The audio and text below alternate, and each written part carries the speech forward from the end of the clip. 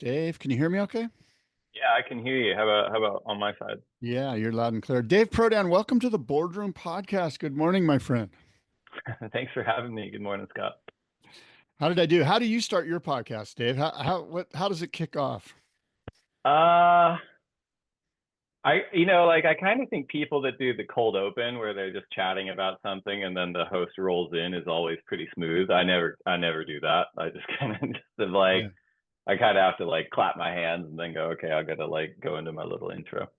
Right, right. Okay. Well, let me do a little intro. Dave Prodan with the WSL and a dear friend of mine, a good friend of mine. Thanks for being a part of this and accepting my invitation to chat a little bit.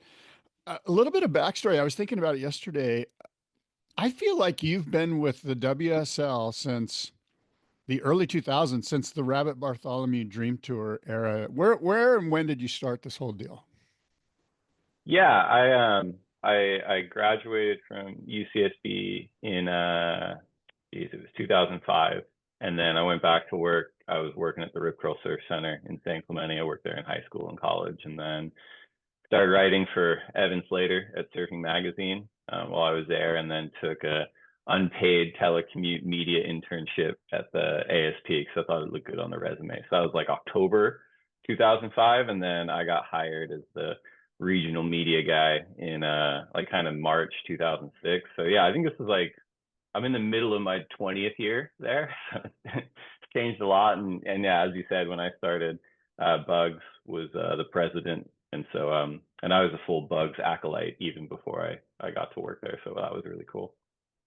Yeah, Bugs is sort of right in my wheelhouse too, as far as when I was a kid, he was the hot pro surfer that I looked up to. And so I feel you there. But so are you the oldest guy in the building at the WSL? It feels like, I mean, not oldest, but oldest tenure, like you've been there the longest.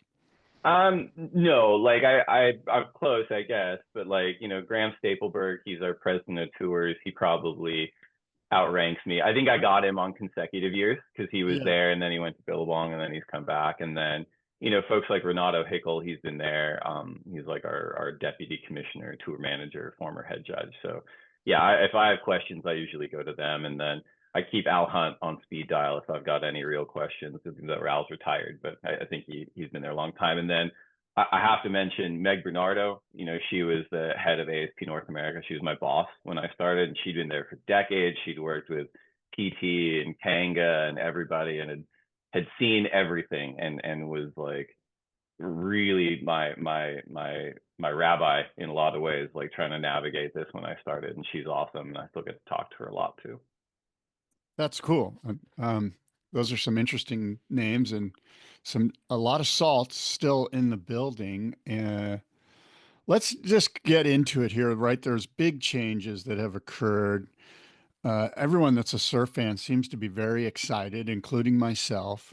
And I'll just kind of break it down. The final five in 2026 is no longer, and the mid-year cut has been eliminated in 2026. There will be no elimination opening round in 26. That tour will feature just 12 events with a late season quote unquote playoff. It will start at Bells Beach in April. It will end at Pipeline in December. And the pipe points are going to be weighted at 150%. And world titles will once again be decided by cumulative points rather than a single day shootout. Um, I guess the first place to start is what kind of feedback are you getting in this since the week of announcing this? Yeah, yeah. I mean, when you mentioned we should hop on a podcast last week, I was, in the depths of like getting this kind of moving across the last few yards there with certain stakeholders. And I'm like, oh, all right. Well, when I announce this, I'll text Scott and be like, oh yeah, we'll have some stuff to talk about. But yeah, the feedback's been really, really positive. And I think that there's a lot of folks that worked on this for a long time, and obviously our new CEO Ryan Crosby, he's led a lot of work just with the surfers themselves. And at the end of the day, like, and I think this is something that I learned a long time ago, like the ASP or the WSL, or if you get to work here, it's a really cool job. But our job, as I see it, is like we steward a platform for the world's best surfing, and we are not the stars. Like they're the stars. And if they believe in the platform and they perform on the platform, we win anyway. And so, it's not that we haven't been talking to the surfers. That's always a conversation, but I think they've come front and center in terms of wanting to kind of work through what that platform looks like and how it works. And to be fair, like, I think the finals format did a lot of awesome things as well. I think we saw some of the best surfing we've ever seen. We've certainly seen some of the most exciting stuff we've ever seen. And I think this update kind of combines elements of the old and the new in a way that makes a ton of sense. So yeah, at the end of the day, the surfers are our primary stakeholder, and if they believe in it, then I think we're succeeding. And it seems like the media and the fans and everyone else are pretty pleased with it. And if we can kind of take the WSL and the WSL personnel out of the story and it becomes about the surfing, then I think our business wins. Well, unfortunately, this podcast is going to be all about the Yeah, mine too. I wrestle with that all the time. I'm like, well, yeah, all right. Yeah, No, and that's why I thank you for taking this, because I know that you have other issues and concerns and responsibilities above and beyond sort of putting the WSL out there as you know the number one thing. I appreciate that the surfers are involved, and it kind of brings me to a couple of questions. First, um, I sense that you're referencing a contrast in leadership at the WSL. Can you speak a little bit about the new leadership versus the old leadership? Yeah, I mean, I guess you mentioned like I've been here for 20 years, so like the leadership's changed a lot. I think like the central idea of like this is the world's best surfing and this is what we're stewarding's always been there. I just think you get different takes on it, and sometimes it skews towards we're going to be really content focused, or we're going to be presenting it in this way, or we're going to be quieter and we're going to be presenting it that way. And it's changed a lot, and there's so many other variables. Like we work with communities and permit holders and sponsors and media rights. And at the end of the day, it is a business and it does need to sustain itself. And sometimes that runs kind of counter to what I think us as surf fans want to see, where it's like, well, why can't you just go to Chopu all the time or Indonesia or what? I want to see all that. And it has to be a balance. And I think, I don't want to speak for Ryan, but in my experience with him, he's very much about I want to do the work. I want to make this work. I want this to be the place where the best surfing in the world is happening in the live arena. And it doesn't need to be about me. It should be about the surfers. And I think we've seen that. Like he's been very resistant to doing press. I think we cattle prodded him out there to do a few things around this announcement, but I don't think you're going to be seeing a lot of it because at the end of the day, he and I think most folks at the WSL leadership and up and down the staff believe that if the fans and the media and everyone they're talking about the surfers and the surfing, then that's a huge win for us. Well, you mentioned also open dialogue that Ryan Crosby's been seeking between the surfers and the WSL, and there was this mention in Stab magazine. Sam McIntosh did a great interview with the CEO of the WSL, your boss, Ryan Crosby, and there was a mention of a surfers advisory council, and I'm kind of wondering, what is the makeup of this? Who are the surfers on it? How often do they meet? We used to have something sort of like this, for lack of a better phrase, a surfers union a few years ago. It sort of dissolved, but give me some insight into this surfers advisory council. Totally, yeah. I mean, the surfers union, I think like geez, I'm gonna screw this up now because there's so many acronyms in my head, but they're still around, and they're run by a great person, and they meet regularly on Who themselves is that? with Who runs that? Christian Becerra.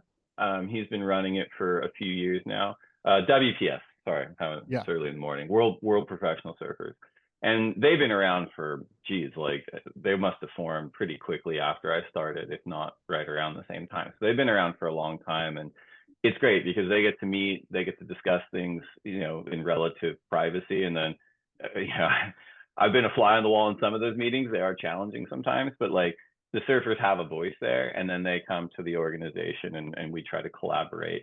When I started, we had a thing called the technical committee, which was really helpful because the few of us that were at the ASP at the time, we would meet with the surfers reps. We'd also meet with event licensee representatives. We'd also meet with a number of other surfers that were on this tech comm, and we discussed kind of the technical components of the sport, like judging criteria and rankings points and scheduling and kind of all those pieces.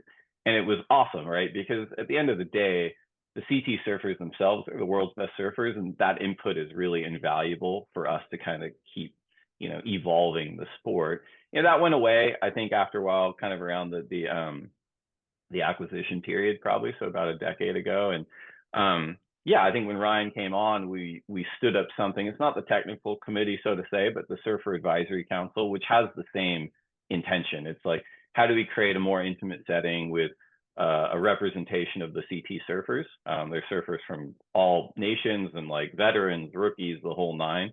And it's great. We meet as much as we can. We've just sort of started it. So we've had 2 in-person meetings and a bunch of kind of email meetings and stuff and Zoom meetings. But yeah, the goal is to kind of have that regularly to make sure that their feedback's being heard around the judging criteria or the way that the tour is being structured or how the rankings points are fitting in. And I would say that was super instrumental in kind of the announcement that just came out the last few days. Well, I'm confused. Is the Surfers Advisory Council Christian Becerra's WPS, or is it like It's an a smaller offshoot of group that? from the WPS. The WPS is basically the entire tour. And then this group's probably 12 or 15 And who's surfers, on this? Who's Christian on this? included. Who's on this Oh, group? geez. I mean, I don't know if I'm supposed to name names, but I don't think it's that secret. It's like, Well, Jordy Smith, Jake Marshall, yeah. Gabby Bryan, John Florence, geez, I'm blanking here. Yago Dora, Tyler Wright. So yeah, like a range. I'm missing people for sure, but like, yeah, there's about 12, 15 of them. And again, like up and down the career spectrum from rookies on up, and then every nation's represented. Well, I like that you mentioned a career spectrum, because I think of, first of all, I think of coaches. Like, our coaches included, like, I think of like Mitch Thorson or Luke Egan, like guys that have been around forever, almost as long as you have. Oh, way And longer than me. I Yeah. know. And these guys have got great insight as well. I wonder if they're a part of the discussion or if they're included in any of this. It's funny you brought that up. We actually talked about whether we were going to include them specifically on the Surfer Advisory Council. It just started getting a little bit unwieldy from like a Yeah. logistics standpoint. But I would say that, like, I mean, I've always had really good relationships with a lot of them, and they're not shy on opinion, which I really appreciate. But I would say that in the last probably year or so, there's been a lot more dialogue between them informally, which has been really helpful, because whether we're developing the products we've already announced or developing kind of other products that we haven't announced yet, like, or refining the ones we have, like, yeah, as you said, they've got decades of competitive experience both in the singlet and on the beach, and they're super helpful when we're putting things paper. Do you think that this is like, does their insight come in the form of just text messages, or is there like an agenda that they set, that you ask, that you say, hey, bring 5 bullet points to the next meeting? Let's not waste everyone's time. Let's kind of be streamlined here and do it right. With the Surfer Advisory Council? Yeah. Yeah, for sure. I mean, I wouldn't say it's the most formal thing on the planet, but definitely, like, we don't want to waste anyone's time. And I think, like, anyone that's worked with surfers knows it's like there's a herding cats element to it. So, I mean, I would say this personally and professionally, like, every time I've engaged with them, I've tried to, even as a comms person and then a brands person and a strategy person, it's like, if you're not engaging with someone in a way that's going to benefit them personally and professionally, you're just wasting their time, And the example I give is, we get like 50 requests a week for interviews with Kelly Slater or something like that. And I learned pretty quickly, like, he doesn't want to do 50 requests a week. He doesn't want to hear from me 50 times a week. But if the ones that are going to make a difference for him matter, then that's great. And I'll just bring those ones to him. And over time, that relationship develops in kind of a mutual respect way, because he knows that if I'm calling or emailing him, it's for something that's worth getting off the couch for, right? And I kind of use that same approach with the advisory council too. It's like, let's be organized. It's not a 6-hour meeting, it's a 2-hour meeting. Like, here's the agenda, here's what we want you to bring thoughts to the table with. And yeah, it's been really productive in that way. Well, Dave, switching gears a little bit, tell me about this reduced field, and especially events 10 and 11. Explain to me how this works, this pairing of the field for the last 2 events before Pipeline. Totally. Yeah, I think you described it pretty well. So, part of the big part of the change was we were able to reacquire that December permit at Pipe. We didn't have that the last few years. So we've gotten that back. We've also gotten the IP for the Pipe Masters back, which is great. So the Pipe Masters is back on the championship tour. Cool. That really unlocked a lot of the schedule thinking, where it's like, okay, now that we have this, we can really structure something that is going to finish at pipe, which was a huge piece of feedback that we'd gotten from our surfers, and we'd certainly heard from the fans as well. And I mean, candidly, inside the building, we're all like, yeah, we want to finish at pipe. Um, so when we went through that process, we're like, okay, we looked at the structural components of the permit at pipe, and we said we cannot run a finals format here due to the permitting reasons. Okay, let's start exploring how that works. And so we came up with that calendar. I think you articulated it really well. Starting at Bells, we do Bells, Margaret River, Snapper Rocks, El Salvador, Saquarema, Jeffreys Bay, Tahiti, Cloudbreak, Trestles. That gets us to CT9. Now, CT9 is sort of the de facto cut, but it's not a cut in the sense of that's also CT qualification, which is what it's been over the last few years. It's more of a field reduction. So the top 2/3 after Trestles, they'll travel to Abu Dhabi and then Portugal. And then the entire field will come back to the Pipe Masters. And the reason we did that is we felt like, as the most revered event on tour, we wanted every surfer to have a chance at Pipe. And so everyone's coming back for that. The surfers that haven't made that cut at Trestles, they're going to have a shot at Pipe to requalify. Every surfer will be ranked out of their best 9 results. So if you've made the cut, you get 12 cracks at your best 9. If you didn't, you'll only have 10 shots at your best 9. And so there's a huge advantage to finishing higher up, not just rankings wise after Trestles, but you do get in with a shot if you want to perform at Pipe. And due to that reverence and the importance of the venue, as you said, the Pipe event's going to be worth 1.5 times the points. Okay, very interesting. 12 shots at your best 9 scores and 10 shots at your best 9 events if you don't make the cut after Trestles. That helps kind of clarify things for me. So thanks for that. Hawaii, you've mentioned it has politics. It has forever.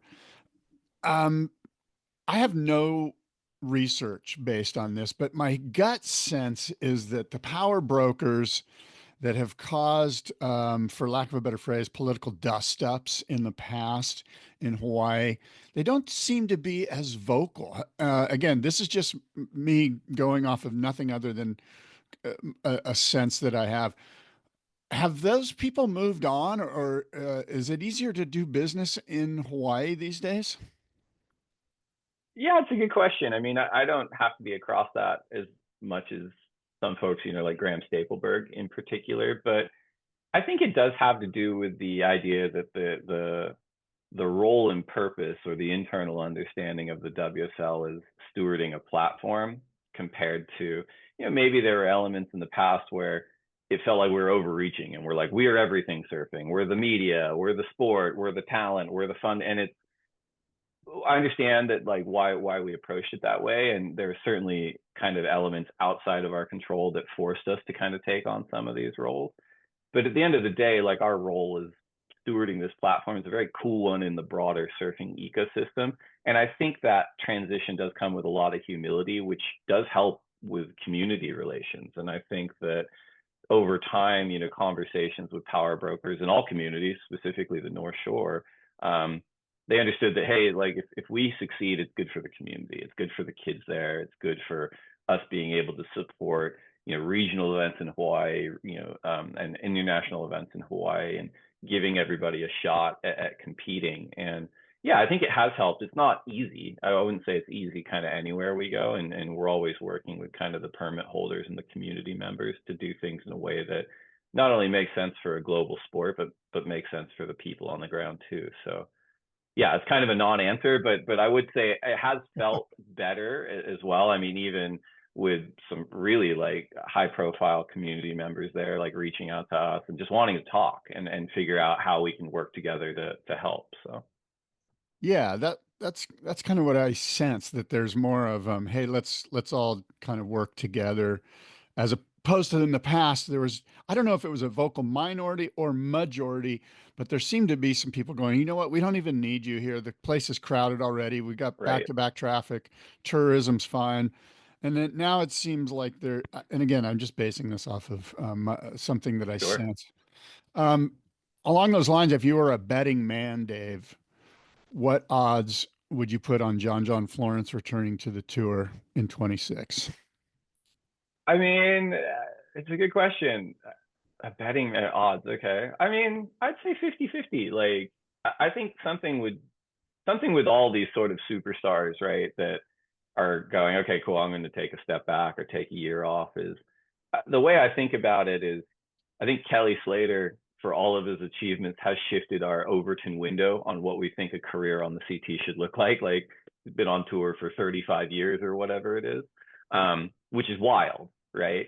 And I kind of look at it and it's like, you get a Carissa Moore or a Steph Gilmore or a John Florence or Gabriel Medina. If you have them on tour for 10 years plus, winning multiple world titles, I think any sport would look at that as a huge victory, and go, that's awesome. But I think relative to kind of Kelly's, unprecedented and probably never to be replicated tenure on tour, everyone's like, well, man, we need to keep them on tour. But I don't know if that's right. And I think John's achieved a ton. I think he's still super competitive, and I think he's still a world-class surfer. And I know that he was involved in conversations in and around, the tour restructure for 2026 and beyond, as were, most surfers, if not all of them. And I think he's probably pretty happy with where it's landed. We'll see. We'll see when he gets back from his sailing trip.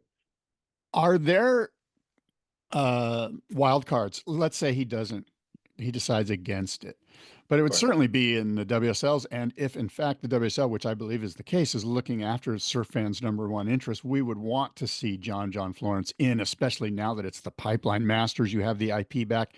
Tell me about the potential for wild cards for people like Kelly and John Florence, if in fact they're both not on tour, of course, in 26. Yeah, it's a good question. I mean, there are wild cards built into the format. They're ultimately, the criteria for selecting them and the selection of them is ultimately under the commissioner's office, which is helmed by Jesse Miley Dyer.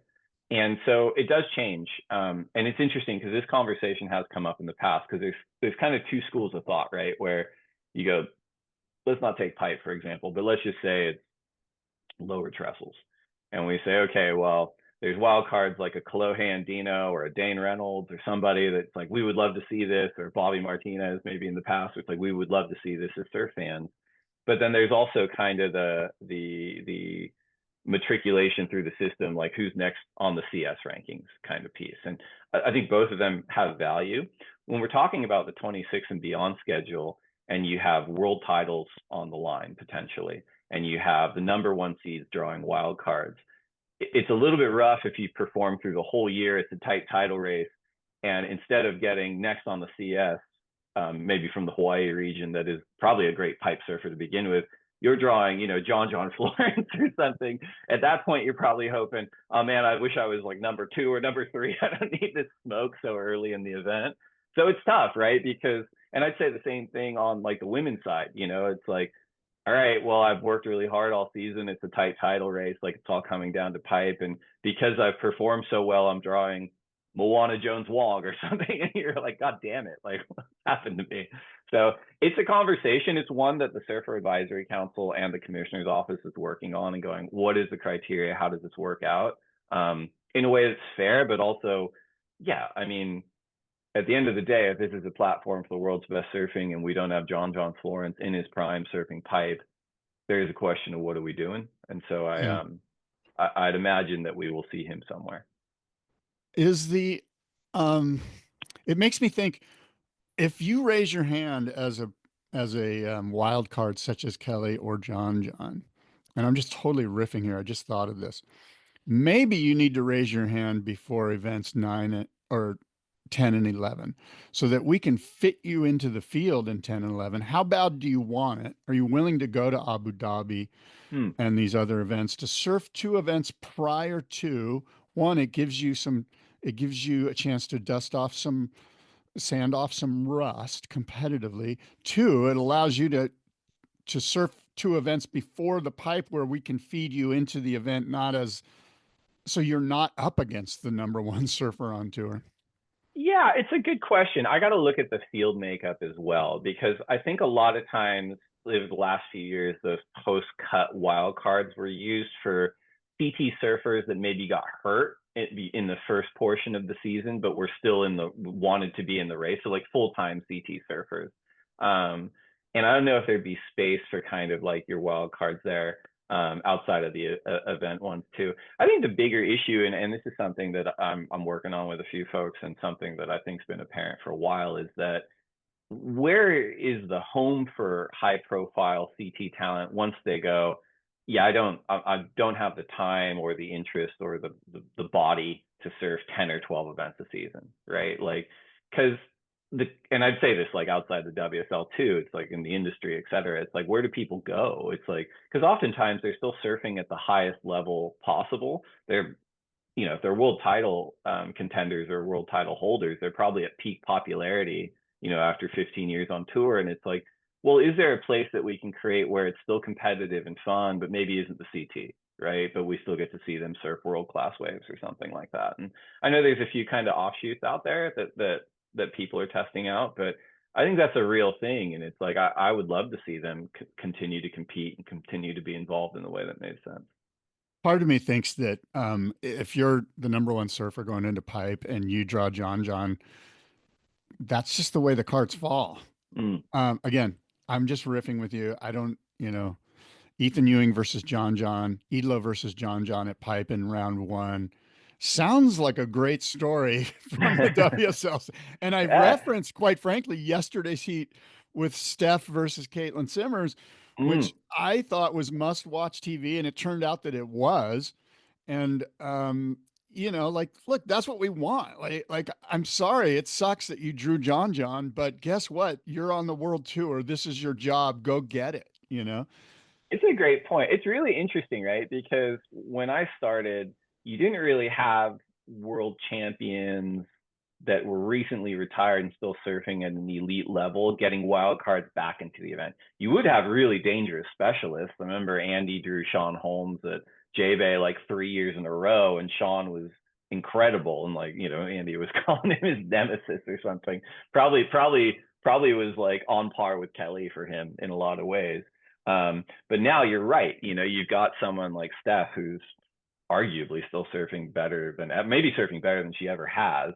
Surfing a warm water right hand point break on home and coming up against Katie kind of early in the draw. I thought that heat was really close too, and I think Yeah. maybe, if Katie didn't fall in that last maneuver, that score could have been juiced up a little bit and would have been a different result. But it is interesting. I think, yeah, I don't really have a great solution. I just think if you're the number one seed, you're probably like, God, that's rough. Like, Well, it's rough. I know you guys are all chewing on it and trying to figure it out. I'm just offering some thoughts because, frankly, John and Kelly, I mean, they need to be there. They need to be at Pipe. And now that Pipe Masters is back, so to speak, it already sounds like a tagline. And you guys have the IP. As you know, there used to be a place for the pipe specialists, such as John and the Jamie O'Briens of the world, where they could surf. Last couple of years, it's been the Pipeline Masters, and you guys did the Billabong Pipe Pro. Right. Is there still going to be a permit for those guys to kind of let them have their moment at Pipe, not off tour, not on the CT? For sure. And there's also the Hui backdoor shootout that permits in January, and we've been working with them the last few years to make sure that the surfers that want to go in it can go in it. Yeah. Yeah, I mean, at the end of the day, it's like finite resources and finite permits, and so we're stoked that we're getting that December permit back for the Pipe Masters. We still have our January permit. We'll kind of figure out what to do with that as well. I'm not sure if Vans has any plans to continue with sort of a specialty event. But I think those regional events too, like in the past, whether they were like a local trials or a low level QS event, low level being like, 3,000 or whatever, 3,000 QS event, like the Vulcan Pipe Pro and stuff like that, or even maybe in future some other events. Yeah, I think there's absolutely going to be opportunity for the local specialists to perform and hopefully perform in a way that it does help them down the road if they are interested in continuing on a WSL QS or CS or CT tour, where it's like, oh, I performed at Pipe, I accomplished this amazing feat, which is important enough in and of itself. But it's like if there's down the track benefit to that too, that is good for them, then we'd want to work towards that. I'm going to put a pin in that and come back to that in a minute, but I want to ask you about I've mentioned sort of offhandedly without thinking it through too much, which is sort of the nature of off the cuff podcasting, that judges and commentators could potentially be and do their job off site. Mm. I sort of occasionally, logistically, I believe even Jim Nantz has hosted golf tournaments while he's on site at an NFL playoff uh, event. I could be wrong on that. I actually Googled it and I didn't come up with anything, but I recall hearing him be at like the Chiefs stadium while he's hosting some other event and even saying it like, I'm doing it from here, that seems like when I'm combing through the spreadsheet in the WSL offices, a way to save a ton of money. And the technology is there for whoever it is to certainly commentate just by watching the screen like we're doing at home. Your thoughts on that?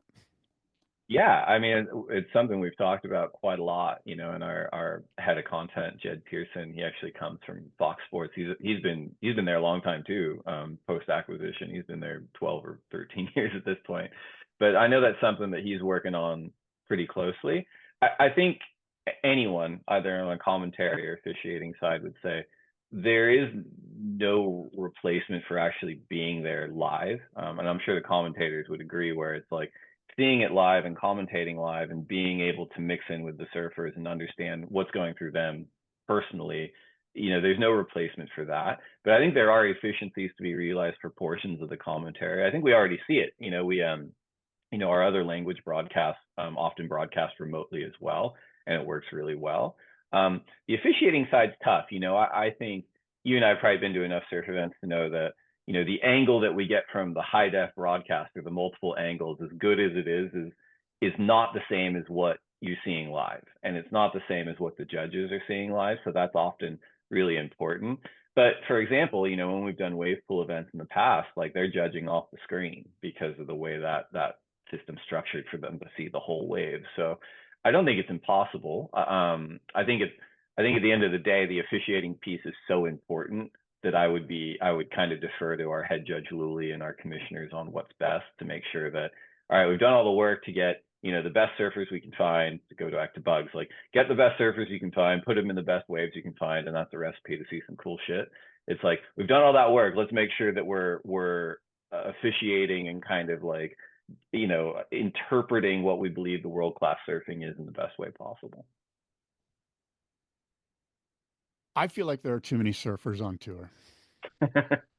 At one point, there was even talk, I believe, and help me out here, about there being the same number of men and women on tour. I thought there was some discussion about that.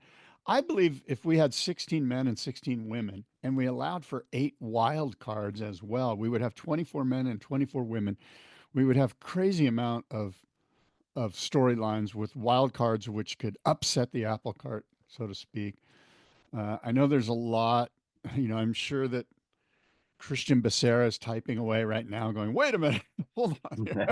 I'll hear about it at the next server advisory But what council. are your thoughts on this? Too many guys on tour. I think it would be trimmed down, and I specifically say that so that we can get these surfers in good swells, understanding that we have 2 or 3 days in a swell event.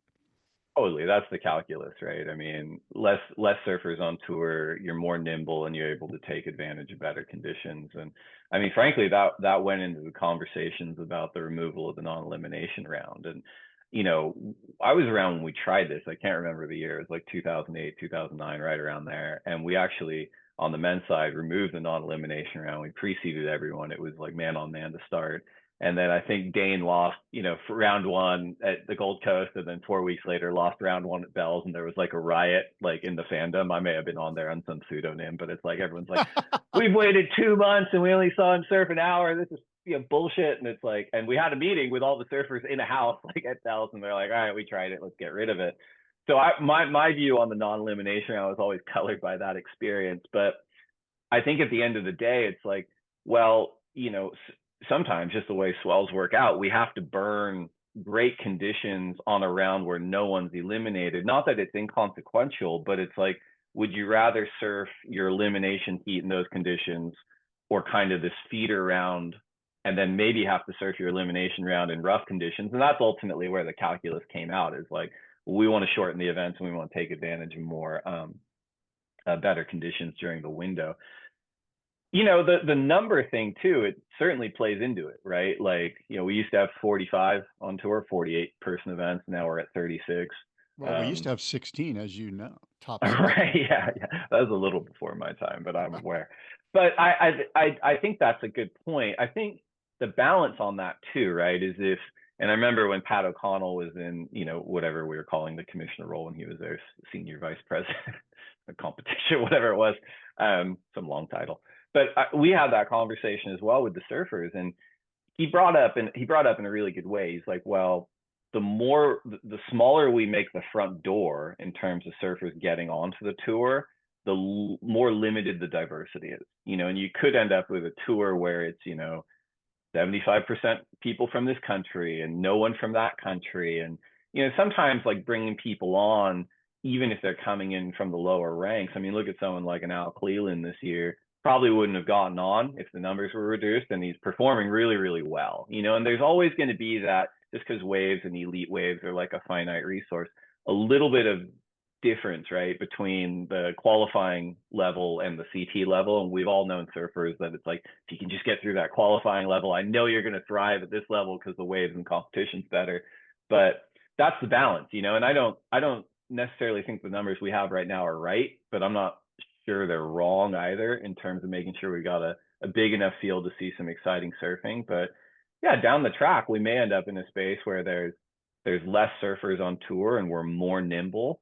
I think it's a little bit like a water balloon though. Like if you any time that we have a conversation about reducing the number of surfers on tour, where does the energy go? It's like, well, then the CS needs to be elevated and you need to have career opportunities there as well for those surfers that aren't making the CT. So Well, bit of a word salad, but I feel no, you on the being nimble and taking advantage of the best waves during the window. yeah, no, and I recall, as do you, when Rabbit was involved, he was heavily concerned about making sure that there was the proper amount of feeders into the system. Kiowa Belly recently gave up his spot on the championship series, this feeder, this mini tour, which feeds up into the championship tour. He stated there isn't enough money to make it worth his while.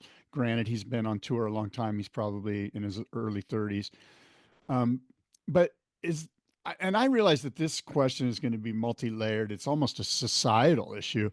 In fact, it is a societal issue. But do you sense that pro surfing is becoming so expensive to pursue that only wealthy kids from upper middle class and upper class families can pursue this dream, especially here in North America? Yeah, I mean, well, how much time have you got, Scott? I spent a lot of time thinking about this, but I think that you know the privilege of how for probably since the beginning, the privilege of having enough time and proximity to the ocean, you know, uh, is already kind of built into surfing. But I remember having like my mind blown about Australian coastal real estate from the post World War II era. And someone had said, well, there's a lot of like government and cheap housing that's like right on all these beautiful beaches along the Australian coastline. And the reason is that during World War II, people were worried they're going to be invaded by the Japanese. So all the coastal property was really cheap. And that's, you had lower income families. And so that's why you had generations of world-class Australian surfers that came from sort of relatively impoverished backgrounds because they had the time and proximity to the ocean. And fast forward to 2025, and I'd say like world over, like surfing's almost priced itself out of being surfing in a lot of ways, just because real estate's so expensive on the coastline. Having the time and the space to actually surf or surf enough to get good enough relative to, as you pointed out, people that have a lot of money, is a real challenge, right? I mean, you look at the rise of like wave pools the world over, like they're not the cheapest things either. And it is interesting, right? Because I do think if you look at 50 years of world champions, most, if not all of them, probably came from lower income families growing up. And there's a little bit of a chicken and egg, like the ocean becomes a surrogate parent, it becomes, a place of escape, and you spend enough time there, you get really, really good. That's not to say for every Kelly Slater, there aren't 10,000, poor people out there that have a rough time that were in similar circumstances. But I do think that's and that's something where there is a hunger there. And I think if you look at the rise of the Brazilian Storm over the last 2 decades, similarly, right? Like once the information age kind of flattened out access to information around board equipment and fitness and diet and technique in a way that 20, 30 years ago, the only way you'd be exposed to global world-class surfing is when they came to your beach or you had a dusty VHS. Now it's at the fingertips, right? So that kind of democratized the access to like information that can turn you into a world-class surfer. And the point of difference then became motivation, and I'd say economic motivation, which I really think is undergirding that rise in the Brazilian Storm. And yeah, I don't really have an answer, but I do think that in a lot of ways, like, and this is a societal issue, but like a lot of what you and I think a lot of surf fans lionized about what made surfing special over the decades, those elements just don't exist anymore. And so we're kind of in a new frontier of like, what does that mean for surfing? Like, are these apples to apples, my hero from the 80s versus the 2020s? I don't know, I don't know. Well, What do you think about it, Scott? I Because sort of I look to tennis. I mm, look to tennis. Tennis is basically a super wealthy Northeast blue blood sport. And I'm sort of right, generalizing. I'm not saying there aren't great tennis players from Indiana, and of course the Williams sisters are great examples of lower income heroes that rose from an impoverished situation, and their father drove them to greatness, and they drove themselves to greatness. Um, but and it doesn't mean, by the way, that the level of tennis hasn't gotten better. Those Northeast blue bloods are incredible tennis players, and there's sure, of course Europeans on the same sort of economic strata.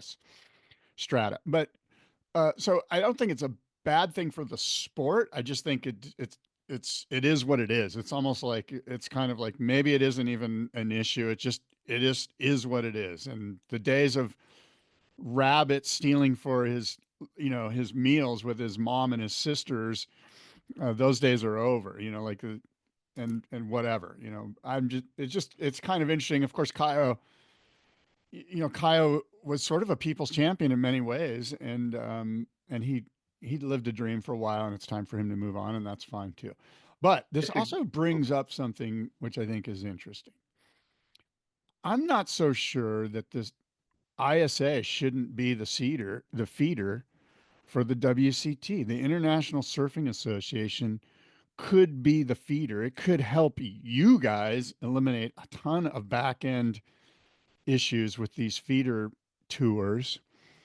And I want your thoughts on that, along with, well, let's just get your thoughts on that, and then I'll go to something similar. Yeah, no, I think it's a good point. Like I kind of go back to a previous comment where, surfing's not like other sports, right? Where it's like, the NFL and football, the idea of football are like one and the same. The NBA and the idea of basketball are kind of one and the same. And their relative, tiers for matriculation are all kind of like in one vertical, right? Whereas in surfing, like competitive surfing is one way to express it. There's a lot of awesome ways to express it, in free surfing and all sorts of ways. Um, but I think when it comes to competitive surfing, I always default to the best way for everybody to succeed is to have one center of gravity, right? Where it's like you can have different entities, but it's like if there's different entities doing different competitive things and they're not interconnected, it feels like a missed opportunity. So for sure, like I'm constantly saying inside the building and pushing our team to say, let's go talk to board riders, let's go talk to the ISA, let's talk to these other competitive entities that, maybe in the past we haven't had great relationships with, or maybe we just, interpreted what competitive surfing should be, judging criteria and formats, et cetera, in a different way. But that all seems a little silly to me, because if you're a young kid coming up and you're surfing in a board riders or you're surfing in an ISA event, it's like, why wouldn't that lead you towards a WSL Pro Junior, WSL QS, or WSL CS, or WSL CT kind of pathway? And at the same time, I think a lot of those board rider entities, I think a lot of the ISA events would be stoked to have a case study and sort of a champion that came out of their system, right? Because then they can kind of cycle that back and say, so and so started at the Shelley Board Riders, and look at them now taking on Ethan Ewing on the CT. I just think that's Well, a and good I think idea. at the and I apologize for interrupting, but the great case study, in my opinion, is our friend from Mexico, Alan Cleland. He Mm, has a pretty stellar ISA background and record. yeah, no, I think that's great. And I guess it's kind of what you're saying before about like everyone's fishing from an increasingly smaller pond or a decreasing in size pond in terms of historically the business model was like, the surf industry is this juggernaut that's on the road to the moon sort of thing. So they're just going to keep throwing money at us, the ISA, the ASP, the surf trips, magazines, whatever. And it wasn't always or often kind of related to like, okay, we spent this much money, how much value did we get in return? It was more just like, money's cheap, let's go, this sounds cool. Which, in fairness to them, like, money's cheap, this sounds cool, it resulted in a lot of great stuff for surfing, like in terms of products and films and events. But I think that's historically been a challenge where it's like, all right, the ISA's over here, the WSASP's over here. We're both kind of looking at similar sponsorship to stand up our events or similar wave venues, et cetera. That's changed so much that, and I know that like Graham and Fernando and Bob Sassoul have a really good relationship. And, we do work with the ISA as far as the Olympic qualifying piece goes as well. So I think, the more we can kind of work, not just at that level, but like even at kind of the lower amateur, the younger levels is good for surfing. Well, this is a great segue into what I'd like you to comment on next, which is Sophie Goldschmidt of the U.S. Skiing and Snowboard Federation is trying to take control of Olympic surfing from USA Surfing. And I'm going to quote her here. The amount of money being invested in supporting elite surfers in the United States has been flat for too long, and we think we can change that. Of course, Sophie Goldschmidt is the former CEO of the WSL. Her federation, USSS, the United States Ski and Snowboard, they expected revenues of $62 million in 25. And that's including 17.5 million just from commercial sponsorships. Her revenue has grown 66% over the past 4 years, with commercial revenue alone doubling.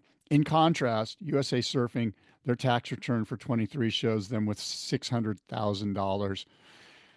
This is the Olympics is a money business. That's a hard argument to sort of shoot down, the one that Sophie's bringing.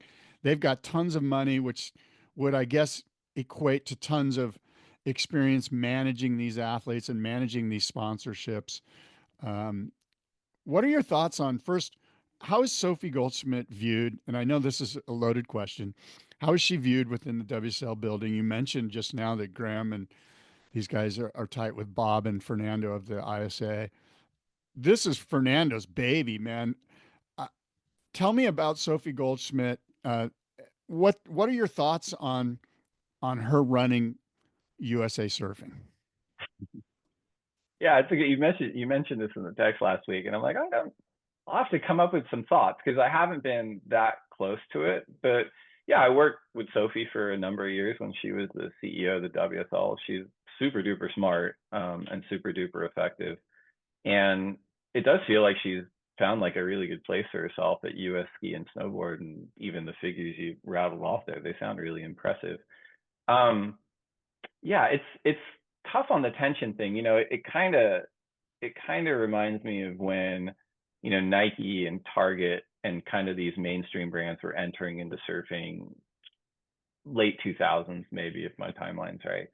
And there was a lot of like consternation in the surfing world. Like the core surf brands were like, get out of here.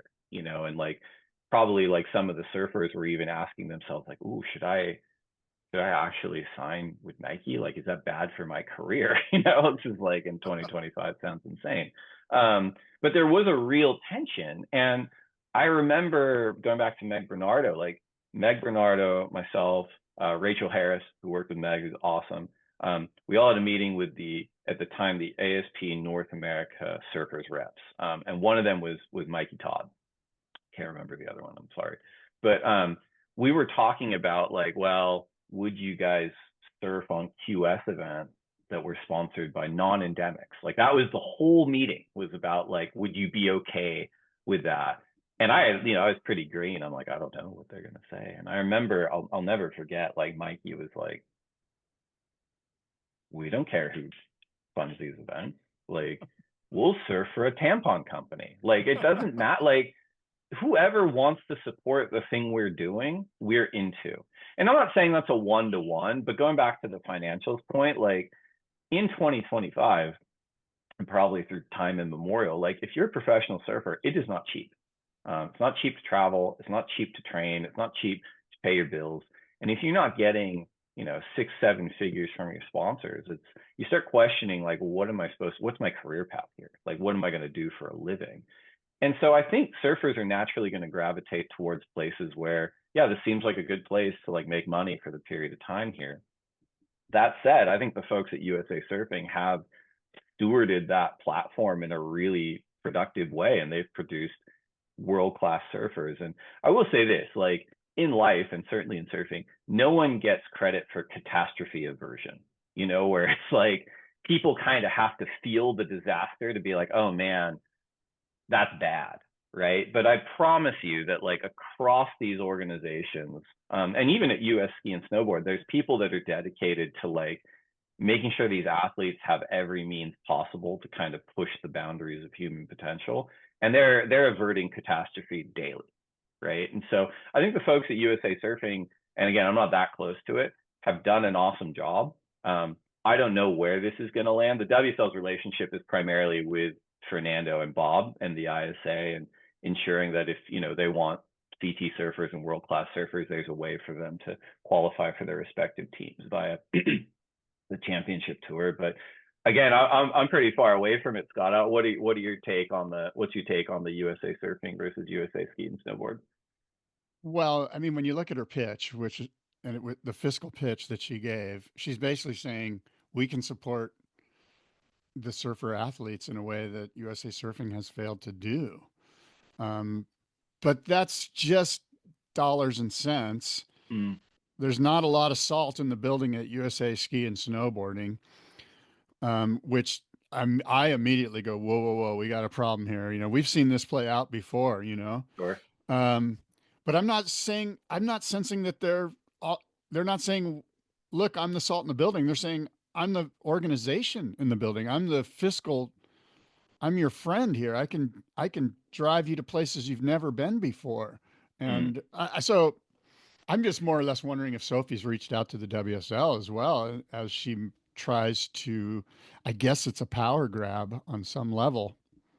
I haven't heard. I wouldn't be surprised. Like, I mean, it would make sense if she wanted to. Although, again, like the outreach is probably for her would make more sense to reach out to Fernando and Bob, and then Fernando and Bob would talk to us about it because Oh, we want to support.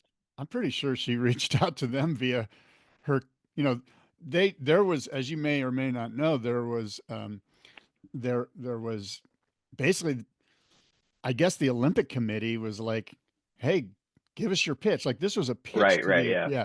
So, and by the way, there was a press release from ISA and from Olympic Surfing saying, hey, we're surprised that we're being attacked and we're not for this. And so there's definitely some friction. Yeah, I mean, even going back to what you were saying before, like, and we've seen it quite a lot, but I've always felt like if surfing is going to succeed, you kind of need inside people that are flexible enough to look out, and then outside people who are flexible enough to look in. We've seen plenty like in their silos that are like, I am now in charge of surfing. I've got no interest in actual surfing. You will do what I say. And it's like, let's right. What's the head of lettuce thing in the UK where it's like, all right, let's see who lasts longer, this like head of cabbage or this person. And then on the other side, you get people that are inside of surfing that are just like, it's only core surfers, and like anyone that sends a spreadsheet my way is going to like rot in hell. And it just doesn't work, and it's like, I think that kind of respectful blending from both sides makes sense. And Yeah. I guess we'll see how it plays out in this instance. Well, respectful blending is sort of a great way to describe at least in what I'm seeing from Ryan Crosby, the new CEO of the WSL. He's done such a great job, as you mentioned, of sort of just keeping his head down and working hard and not being like a tall poppy, so to speak, Mm. which is a big contrast to the way that Eric Logan ran the ship. I imagine from Dirk Ziff's standpoint, the owner of the WSL, this is sort of refreshing. Do you have any insight on the way Dirk feels about Ryan Crosby? Well, I mean, Dirk's pretty involved in the sport, and he always has been. And he's a pretty humble guy as well, and likes to be in the background. But and he's very humble about his own kind of surfing credentials. But I don't juice him because he's my boss's boss or anything. But I'm always kind of wowed at like how insightful he and Natasha are when it comes to even like core surfing things like forecasts or scoring, or even kind of like they've got a really good mind for surfing. So we're really fortunate to have them as owners. I haven't heard from him specifically on how he feels about Ryan, but I think that the way that the company's performed over the last couple of years and the way that he's managed things, it's not perfect, but it's moving in a really good direction for us to, enter into a new phase and succeed in a lot of ways, and succeed for surfing. And back to Eric, like kind of said at the beginning, like we've had a few CEOs in my time. We've certainly had a couple in the post acquisition era. And I think all of them have that same goal. It's like we want to have the platform for world's best surfing succeed. They just have different takes on it. And, Eric came from a background that was like content heavy and was sort of like, bombastic CEOs like your Dana Whites, et cetera. And I think there was a lot of purchase in that, and there were a lot of wins in that. And then at the end of the day, he transitioned into a new role, and we have like a different chapter with Ryan, who you're right, like does have a different take on things. And I like that take on things just because the share of voice is opened up for more conversation about surfing and surfers, and less about kind of the what I call the business of surfing. That I would say this too, and I say this to our comms team all the time, where I'm like, hey, even if it's a good business announcement, like our fans don't give a shit. You know what I mean? Like they just want like the good surfing. Like so keep the good businesses happening, but like it's choose your audience sort of thing. I think there's something sort of underneath this that as a surf culture, if somebody paddles out into a lineup, the last thing they want is to see that the other people in the lineup don't necessarily want to see some guy come out and beating his chest and going, oh, I'm going to catch the next set wave and blah, blah, blah. They much prefer somebody that slides in underneath the pack, picks off a couple of waves, makes his way into the lineup, finds his spot, and does his thing without too much fanfare. That's sort of the way I sense Ryan Crosby is behaving. Like he's just catching a couple of waves underneath everybody and doing his thing and ripping the waves to shreds. And before you know it, everyone's like, "Hey, who is this guy? Seems like a pretty good guy." Yeah, yeah. I'm sure he'd be stoked to hear that. Like, and I don't think that's off. Like, I think again, he's like, look, I run the business of surfing. Like the surfers are the talent. Like I'm here to do the job. And sometimes, and again, like we have to cattle prod him out there, but like very rarely does that mean he's forward facing. And more he just has his head down, like working on the business. Have you ever seen him put his fins in backwards? No, I have surfed with him, and he is a Is he a confident regular foot surfer. or a goofy foot? He is a regular footer. Okay, that's a check. What type of board does he ride? He was riding a Hypto Crypto, and then recently moved to the what's it called, like the Great White Twin Fin, I think, Firewire, Oh, okay. something like that. But he's a bigger guy too. Like he grew Yeah. up playing like hockey and football, and again, he's super humble about his own surfing. But he's an athlete. Like, Yeah, oh, but yeah. he'll be the last guy to be like, yeah, I need like the 6.0, 18 and a quarter, 2 and a quarter, and like watch this combination. He just kind of enjoys it for what it is, and yeah, he's got a good head on his shoulders when it comes Did to his he own surfing. did he play hockey in college? I think he did. Like I'm probably gonna screw his bio up now, but yeah, I think he did play a little bit in college. Oh, cool. Where did he go to college? Do you know? Oh man, you Yeah, really put don't me worry on. about it. I No, don't that's okay. know. I'm kind of a hockey fan, so I'm Oh just yeah, you should talk to him about it. Yeah, he played growing up. I think he was in Pittsburgh, like growing up mostly, and I think he got recruited to play hockey in college. oh, cool. Very good. Well, Dave, look, man, we've said a lot. We've had a great conversation. You were kind enough to stay with me for a whole hour here, and I really appreciate it. Is there anything that you want to say that I haven't prodded out of you? Oh man. No, man, I really enjoyed talking to you about surfing, whether it's over coffee or on a podcast. And I feel like we hit some interesting topics. I feel like there's a lot more to chew on. Yes. Um, so maybe we can come back in the future and just talk about it, whether it has to do with the WSL or not. But yeah, I'm stoked that you're happy with the direction the tour is heading. And I think there's a ton of work to do. I think that, other products we're developing or refining the ones we currently have just so the surfers can kind of do their thing, and we're getting the best talent coming through the system is important. And yeah, no, I don't have anything else to say. I'm looking. Actually, no, really. Before we go, I do want to. I don't know if the event will still be on by the time this comes out, but your take on the event moving to Burley Heads this year, just as a wave and the surfing we've seen. Like, How do you rate that compared to maybe like a comparative swell at like a Snapper Rocks on the sandbanks there? Um, I think it's interesting. I like it, and I'll tell you why. Because no, we really haven't seen a whole lot of Burley Heads. You Oh, know what I mean? Like, I don't think the average surf fan is familiar with Burley Heads. I'm a big fan of it because I'm a history geek, and the right. whole Peter Druin man on man, 1978, I think it was, or 77. MR versus Dane Kilo. Like I like that. Burley Heads is that's right in my wheelhouse emotionally. So Yeah. and I'm psyched on watching it. And I think we're going to get some swell. There is some wind, but it's supposed to be pretty big here coming up. So I'm a fan.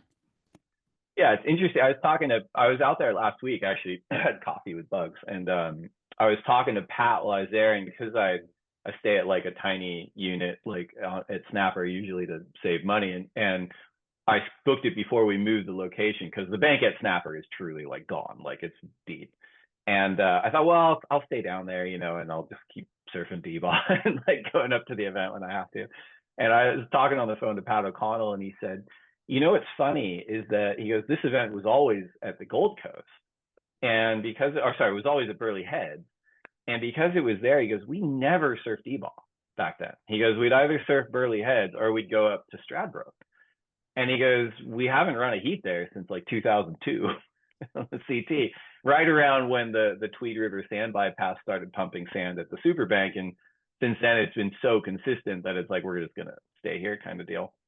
And he said, but isn't that funny? Because it's like it's a pretty tight coastline with all these amazing waves, but it's like for pro surfers, it's like, well, I'm not going to 15 minutes down the road to surf D-Ball because I'm at Burley Heads. I'm like, it's worked out for me this trip actually, because there's very few folks out there comparatively. Oh, good. Yeah, good stuff. You're getting yours by yourself. That's a good thing. Well, not Well, by no, I yourself, wouldn't but say by myself at D-Ball, but right, as close as it gets. right. Well, Dave, again, thanks for being a part of the Boardroom Show, and we look forward to chatting with you soon, bud. Good stuff. Yeah, right on. Thanks, Scott. Okay.